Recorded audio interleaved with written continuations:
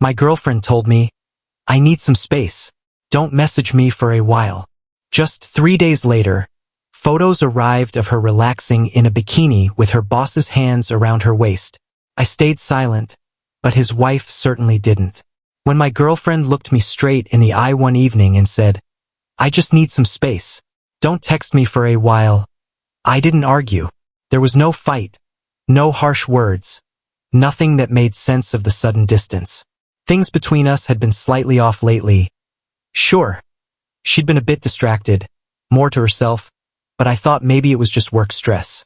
So when she said she needed time to think, I decided to respect that. I didn't text her. I didn't call. I didn't push. I just gave her the space she said she needed. For the first day, the silence felt strange. The apartment seemed too quiet, the kind of quiet that makes you notice every little sound. The humming of the fridge, the clicking of the clock, the way the wind rattled the window pane.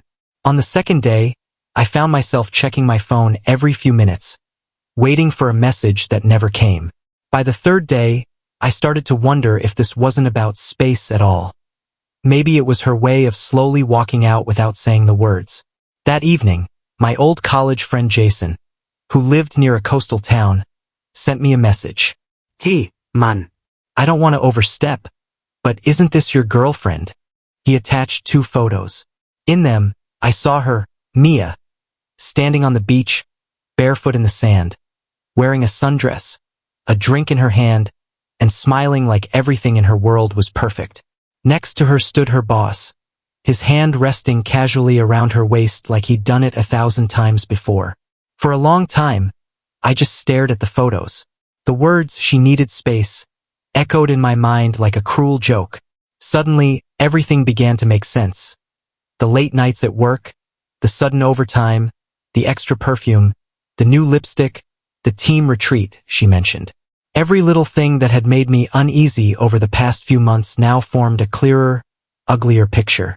Mia had always talked about her boss. How brilliant he was, how funny, how he really understood people. I'd brushed it off as admiration.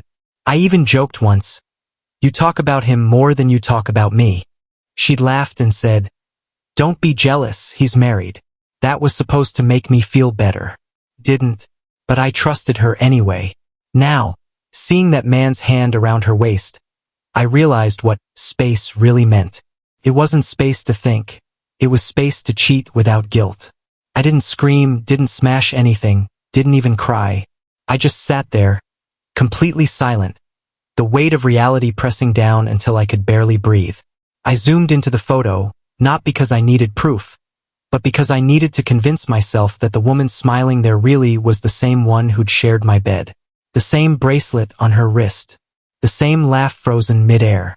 I didn't text her. I didn't call her. I didn't even reply to Jason right away. Instead, I sat there for hours, thinking about what to do. Confronting her would be useless. She'd lie, cry, twist the story, like they always do when they're caught. But then I remembered something. She'd mentioned her boss's wife once. She's so sweet, Mia had said. She even visits the office sometimes. So I looked him up.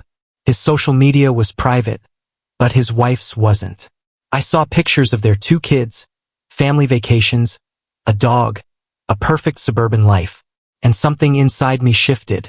I didn't want revenge out of anger, but I knew that woman deserved the truth, just like I did. So I wrote a short message. Hi, I'm really sorry to send this. I think you should see these photos. Your husband and my girlfriend were together at beach name. These were taken by a friend earlier this week.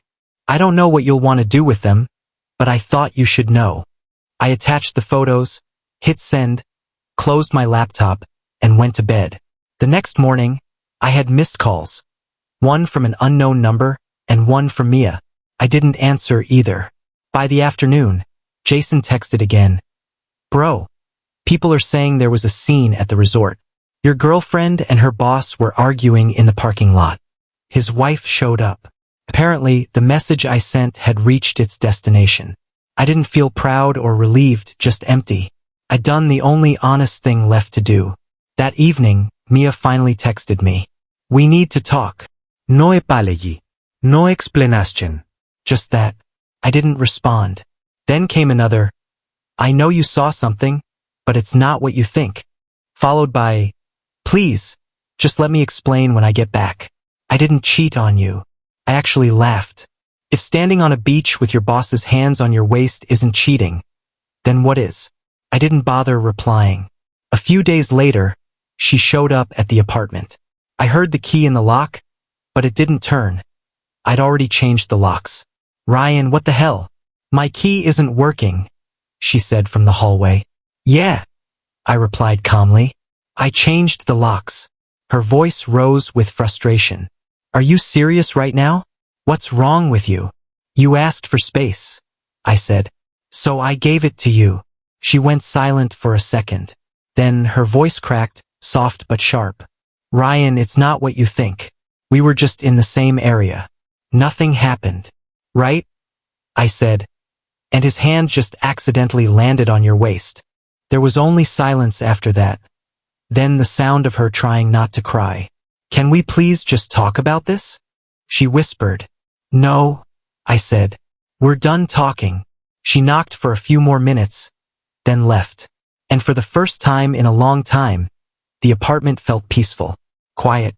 Empty but peaceful. The next day passed without a word. No calls, no texts. Just silence. Then, around 9 that night, I got an email, not from Mia, but from her boss's wife. The subject line read, "Thank you." Her message was short. I appreciate you sending those photos. I had my suspicions for months but no proof. You didn't owe me anything, but you helped me see things clearly. I'm sorry you had to go through it too. That was it. No anger, no drama. Just calm acceptance. I didn't reply, I didn't need to. Over the next few days, rumors spread. A friend from Mia's office told me that the boss had been placed on leave pending investigation. The wife had sent the photos and some screenshots to HR. Apparently, the confrontation at the resort had gotten ugly, loud enough for guests to hear. The perfect facade of their work retreat had crumbled in hours. Mia tried to do damage control. She told people the photos were taken out of context, that she was just helping plan a team event. But nobody bought it. Once a story like that circulates, you can't stop it. A week later, she came back to the apartment again. I saw her sitting on the floor outside the door through the peephole, her face tired, eyes puffy. She knocked gently. Ryan, please, can we just talk? I need to explain what happened. I opened the door slightly, leaving the chain on. There's nothing to explain, Mia, I said. She started crying softly. It wasn't supposed to happen. We were talking about work and one thing led to another. I didn't mean to hurt you. You didn't mean to hurt me, I replied. But you did it anyway. She looked down, sniffling. He told me he was leaving his wife. I believed him. I almost laughed. Did he? She didn't answer. She didn't need to. After a moment, she whispered, I lost my job. I nodded slightly. Actions have consequences. Then she said quietly, You sent the photos, didn't you? Yes, I said. She deserved to know, just like I did.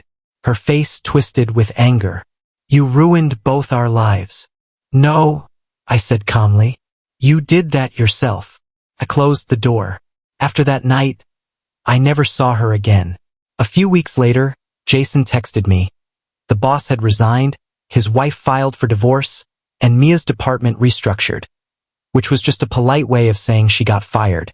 Then, one day, I got another message from the boss's wife. Just wanted to say thank you again.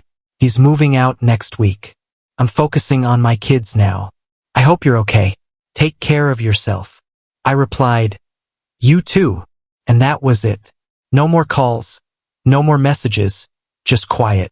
People think revenge has to be loud, yelling, breaking things, public drama.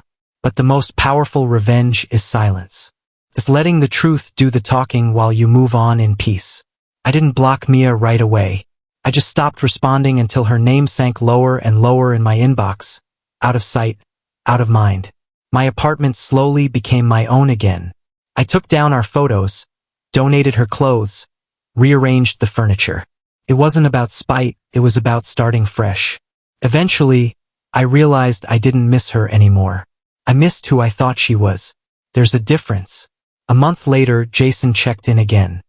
He said the boss had moved out of state, and Mia was living with her parents.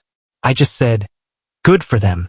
That night, I sat on my balcony with a beer, watching the city lights flicker below. For the first time in a long while, I felt free. No lies, no doubt, just quiet.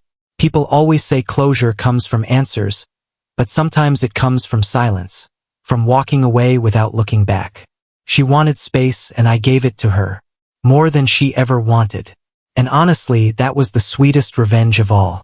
If you enjoy stories about karma catching up quietly, don't forget to like and subscribe for more true life tales of revenge and redemption.